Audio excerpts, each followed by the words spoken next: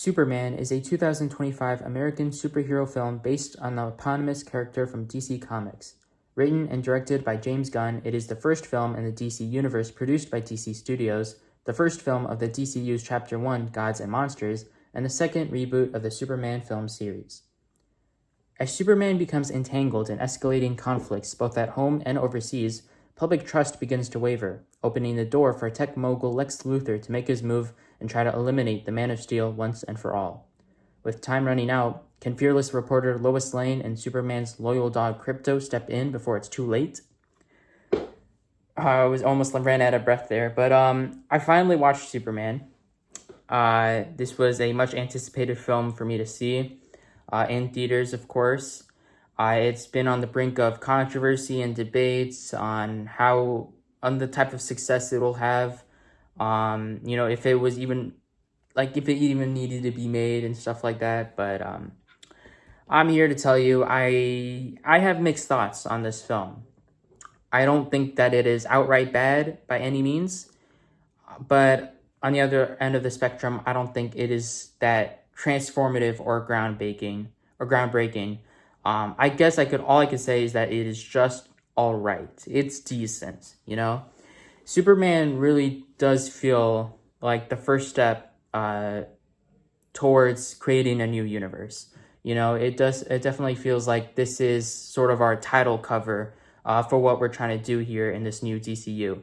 And so that first step, however, impactful it may be, it's a bit awkward. It's a bit of an awkward first step, but it still definitely lays some groundwork and it definitely has potential.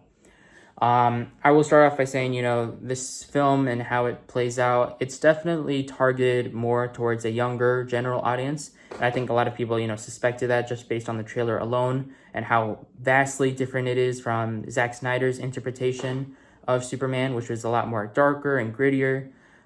This is, a lot more whimsical and light and a bit hopeful. Very hopeful, in fact. But I wasn't obviously disappointed by that direction, but I could see how it might disappoint some longtime fans of Superman who maybe expected, similar to Man of Steel, a lot more depth and a lot more gravitas, really reaching into the more of those philosophical cornerstones of what Superman is, which this film does sort of tread upon, but it never really goes deep. I think another reason why people might also not like this lighter tone is, and I could definitely understand this as well, but, there's been a lot of talk of whether Robert Pattinson's Batman could maybe merge into this new universe that James Gunn has created, which I think Gunn himself has said, no, that's not going to happen. We'll create our own Batman. And I understand that, but I think there was just a tiny bit of part of me that was like, maybe after watching this film, we could maybe see something work.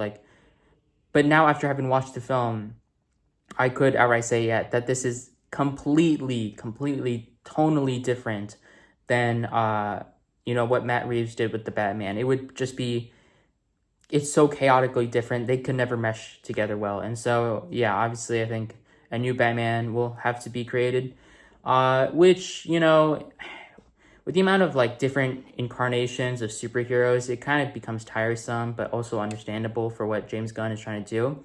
I will say, though, that with the type of tone that's in this Superman film, I am quite intrigued, but also a bit nervous to see how Batman will be created in this new universe. Of course, James Gunn is not going to direct every single project, but he is, the CEO, and so he will obviously overlook everything. And I don't know. I don't really want a Batman that is as whimsical and as lighthearted as this Superman was, I want him to be... I think he's very much deserving of that grittier and darker portrayal that we've seen in basically every adaptation of his. But like I said before, Superman does it attempts to reintroduce this new, more hopeful and fun Superman, a lot more silly, to be honest. But to be honest, I just felt like it sort of struggled to balance that tone and that narrative. I think it's hard when you make a movie like this that is so it's so built on humor. Like this film really kind of overplays the whimsical comic book humor to the point where it just sometimes lands and then it doesn't at all. And it sometimes feels very forced and out of place, especially when, Superman does have those dramatic moments like his conversation with his parents or, trying to figure out his relationship with Lois Lane. When those dramatic parts do end up coming up, they just feel a bit drained, or they just feel completely left in the shadows because of this humor and whimsical tone that's sort of taken over, almost to the point where, to be honest, the dad, like the parents, and especially the dad's, the monologue he gives to Superman of, it's your actions that matter, it's what you do, not like when anybody says about you. It just felt really, it's so funny. It felt kind of out of place. I just didn't really appreciate that monologue. It felt, well, first of all, it was kind of cliche, which, it's a weird thing to say, because I've never really been a huge fan of James Gunn's writing. I feel like he's always been more humor heavy than he needs to be, and so when it comes down to these more emotional cornerstones of a film, it doesn't necessarily land. And so I didn't really appreciate. I don't really feel like the parents played any role in this film, to be honest. Or if they did, it just did not have the impact that I expected it to. It didn't have that sort of emotional gravitas, and it just felt like the parents themselves were sort of inserted into this film towards the very last act. Because, it's the very cliche where the protagonist is, he's hurt, he's down on his knees, and then his parents and Lois too, they come and they're like, no, you got this. You need to be the hero. Like for everybody, what they say, you need to be a hero. It's your time. It just felt like it was a bit sour in my throat because I didn't really feel that type of energy. I don't think it was really the correct vibe. It just felt out of place, to be honest. And that's why I sort of feel like this type of humor and this type of tone that James Gunn has, it's very reminiscent of Guardians of the Galaxy and even the new Suicide Squad adaptation that he did in like 2021, which a lot of people aren't talking about. James Gunn did do a whole different iteration of the Suicide Squad that was very different from Zack Snyder, which I kind of really liked. I thought it very much worked in that type of universe and what he was trying to paint the Suicide Squad as. And with Guardians of the Galaxy, especially why it works so well is because the Guardians of the Galaxy are the underdogs. They're meant to be sort of the people that are always counted out. They're very like niche, weird group. Whether they go to prison or they just get beat up all the time, or they have to win a battle through dance battles. That's where the humor works best. With the group that is that nobody really believes in. But with Superman is like probably the most popularized character superhero in all of history, comic book history. So to paint him in that sort of same tone as Guardians of the Galaxy, it kind of demonizes him in a way. And to be honest, in this film, he is especially weak as hell. Like, I'm sorry, like he loses basically every single battle that he's in, except without the assistance of someone else. There's only really one cool scene where he's like beating ass, and that's like I think it was like in a trailer or something where he's like does the 360 laser beam thing, which is kind of cool. But other than that, he's always getting his ass whooped. And without spoiling too much, there's a character that can form his greatest weakness, with literally the palm of his hand. And so, yeah, then when stuff like that happens, you're kind of thinking, wow, plot armor is really on his side, because in this world, it feels like he should definitely lose. But I understand what James Gunn is trying to do. He's trying to humanize him. He's trying to make it sort of to our level and make him, and by that manner, try to make him more compelling and more relatable.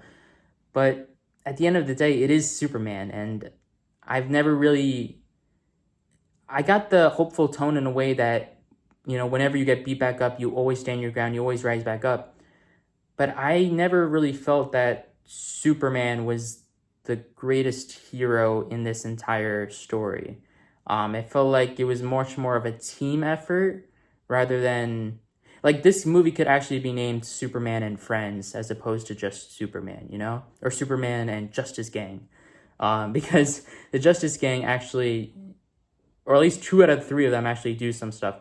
I'm not gonna lie, Hawkgirl, up until where she actually does something very crucial, and I think people know what I mean. She does do a crucial thing where she just sort of stops the momentum of the bad guys.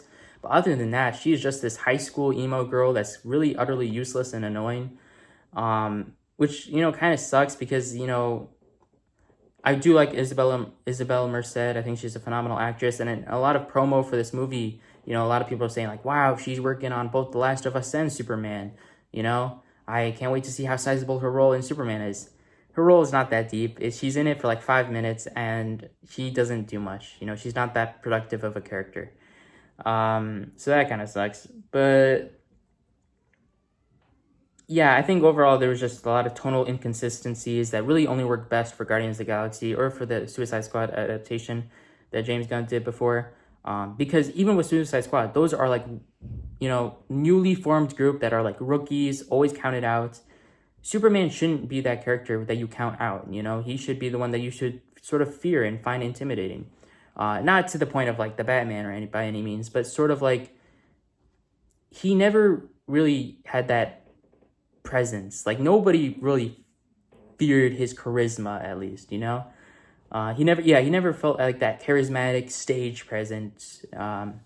So I don't know. He just felt kind of meek throughout. Another thing, okay, so obviously I do have to make this comparison. I think this was inevitable. But Man of Steel is a movie that I've really loved growing up. I'm not saying I'm like a Zack Snyder fan. I'm not a Snyder fanboy. That's not what I'm saying at all. But I did appreciate Man of Steel. You know, that came out 2012. I'm an early 2000s kid, so obviously, you know, that did have quite the effect on me. And I really, really liked Superman growing up. And I love that film. So to compare it to Man of Steel, I just feel like Man of Steel, or I guess when compared to Man of Steel, Superman, this new Superman, it just lacks philosophical weight. It lacks emotional complexity. It lacks thematic ambition. I felt, you know, Man of Steel is also thought as, I'm pretty sure on Rotten Tomatoes as like 56%. It's not really thought of as like the best superhero movie, or even as like the best Superman film, I guess, which is kind of crazy. But it did, you have to admit, it did take a very ambitious route. And it just felt a lot more emotionally grounded. And I understand that with Man of Steel, and I know for a fact James Gunn didn't want to do this, and I totally respect him. Even though Man of Steel had that upbringing story, he had him as a kid when growing up, you know. Even though I know James Gunn didn't want to do that, with Man of Steel, the parents especially were a lot more present in that film. And you could actually sense the impact that they had on Clark growing up. But with Superman, because you choose to do it from, okay, he's a couple years, I forget how many years deep he's in, I forget how long he's been doing it, but because he's already deep into the Superman thing, his parents are kind of non-existent throughout the entire narrative, and they're only inserted in just for this, you know, quote-unquote, emotional, uplifting moments. You know, it's very inserted in. They don't really hold any complexity throughout the entire narrative backbone. But with Man of Steel, you know, the parents pop in here and there throughout Clark's journey as he's growing up, as he becomes Superman. And so I feel like they did it a lot better in that regard. But then again, I understand it. It's an upbringing story. You don't need to do that again. We totally got it. But I don't know. Especially when this film, I'm pretty sure, I don't even know if it was called Superman Legacy before, because whenever I search this film up, I also get Superman Legacy. And if it was called that before, like if that was the working title, I did not get the sense that this was a legacy film. This felt like 2 days in the life of Superman. But I mean, yeah. Overall, yeah. So the first half of this film, I would just say felt a lot more cluttered and rocky. To be honest, though, during the second half of the film, that's when I actually thought it sort of found its footing. It just felt really. I wasn't feeling it. I don't know how to describe it. I wasn't feeling it in the first half, but in the second half, I felt like it sort of found its footing. And then I could sort of understand, okay, I kind of see what this film is trying to do. I could sort of understand its goals in the second half. The pacing, I feel, is very rushed. And that has a lot to do with how bloated this film is. It has way too many arcs going on, or way too many like mini stories. Not only do you have Superman fighting evil, but you have Lex Luthor's, team. You have Clark and Lois's relationship. You have Clark and Krypto. You have obviously the relationship with the parents, which went down the drain. That was non-existent. And there's something else I'm forgetting. Shoot,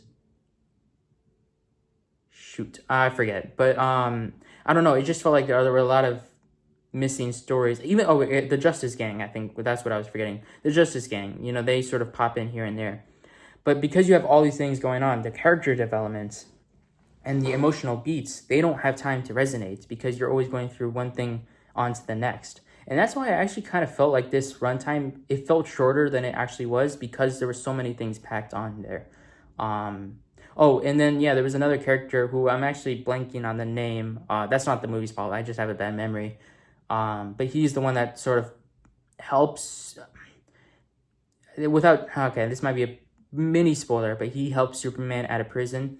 That character, who ends up becoming like this good guy, I felt like there could have been a lot more emotional backdrop to him, but there really wasn't. It was just a kid, and I don't know. It just felt very surface level for all these characters.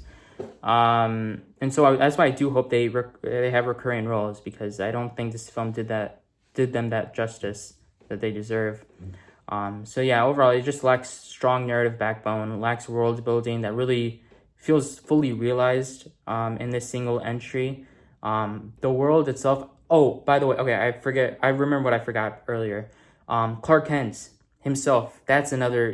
What happens inside the reporter's building. Why am I forgetting? Planet Bugle? Is that what it is? Yeah, I think that's... Or the Daily Bugle. I forget what the reporter's building is called. Very minimal stuff happens. With Clark especially, we only see him work for like 3 seconds, but then all the rest of the film is just Superman, which, to be fair, in Man of Steel, you barely got Clark Kent in that film anyways, up until the last 10 seconds. So I understand, but I always feel like Clark Kent just he never feels like a fully realized character. And I want this film to be, as much as it is Superman, I want at least some time to resonate with Clark Kent as a character as well.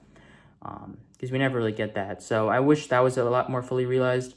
But yeah, performances wise, I think David Cornsweet brings charm. I do think he does lack that sort of, and this is not his fault by any means, but sort of the writing. He just lacks that opportunity to have that commanding presence that makes Superman Superman, He's very silly, he's very whimsical. I think he does a great job as that, but there needs to be a time where he commands the stage and, he does become feared. Because, I don't want him to be... I understand he's supposed to be the symbol of hope and perseverance, and he's supposed to be this sort of lighter character than, Batman, for example. But at the same time, he is a god, he is stronger than, everybody, almost everybody, apart from, some metahumans.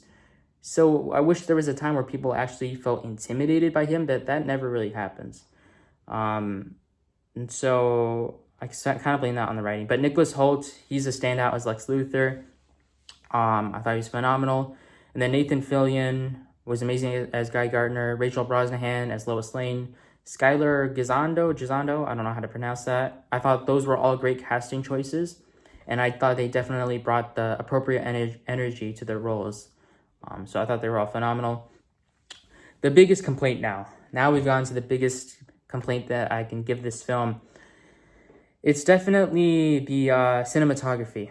The cinematography is it's not that good, to be honest. It includes a lot of jarring, fisheye styled wide shots, and also close-up shots that don't really look well. They just felt very distracting overall. It's good to do it maybe once or twice, but there's so many wide shots that it felt disorienting. and it felt yeah, I mean, it felt very fisheye perspective. Um, at times, I would even say, and I might retract the statement, but to be honest, it kind of looks like AI at some points. I'm not gonna lie, especially with the color schemes as well, which I probably won't even touch on that because it's not really much of an issue to me. I kind of feel indifferent about the color schemes, but the way the wide close-up shots, the wide shots and the close-up shots, along with the color schemes, everything just feels kind of AI generated at some points. It's that disorienting. Um, but yeah, the CGI and the overall visual quality of this film is very on par with the Flash, which I believe the Flash and the Superman film have the same cinematographer. Um, which, you know, that's neither a compliment nor an insult, but I don't know. I think the Flash, everyone complained about the Flash's cinematography, so I think it was inevitable that people would complain about the cinematography of this film. Yeah, I don't know. I think what this film, it just stylistically wise, it's very reminiscent of Guardians of the Galaxy. It's very reminiscent of the Suicide Squad.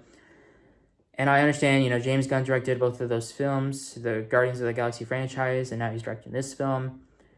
What I admire about James Gunn is that he's very consistent. He is very, very consistent. And he has that very consistent creative direction. He takes those similar risks. He has very similar narrative beats as those films. But there comes a time where you have to no longer be that consistent. You have to sort of switch things up. And I feel like he takes that same tone as he does in Guardians of the Galaxy, and he tries to use it in Superman, but it just doesn't fully mesh with, you know, Superman as a character and what he represents, you know. My seat was sinking on me. But yeah, overall, this film felt like safe, accessible reboots. It was not groundbreaking by any means, which, you know, people say, okay, well, it's not meant to be groundbreaking. Like you said, it was the first step in an ultra universe that James Gunn is trying to create. Counterpoint, The Batman. Now, The Batman was a groundbreaking film because that was a completely different portrayal of the Batman that we've never seen before. It was like an emo Batman that still has that spray painted eyes and, you know, is a nocturnal animal. Superman, it's different for sure, but it's different in a way that doesn't work. What I appreciate about the Batman is it was different and it was very ambitious. And a lot of people didn't think it was going to work, and it did work. With Superman, a lot of people thought it was going to work, and to me, it does not work. Yeah. But yeah, I'll be positive. I'm optimistic, to be honest, about this film and the universe. I think it could really evolve into this compelling series. I'm pretty sure there's already a sequel in the works. And so just in the future, I really hope that this film, or the characters especially, and James Gunn and the writer staff, and, you know, all the producers, the direction, the cinematography, everything about this film, I hope it finds balance between lightness and emotional depth. That's all I can really say. I do think Superman was a very decent yet underwhelming starting point through this universe. So we'll just have to see what happens in the future, what the future holds for us. But overall, I thought this movie was solid. I know I talked a lot about the cons, but there is, you know, great stuff to talk about this film, such as the casting and, you know, just the hopeful tone, at least, even though the tone is sort of inconsistent. The hope, basically, that it gives to the audiences. I think it will do well in the box office, and I think it definitely deserves, just purely based on the amount of debates and the amount of people shitting on this film, I think it definitely deserves all the money in the world. So I'm going to give Superman a 7 out of 10. That's about it. Hope you enjoyed. See ya.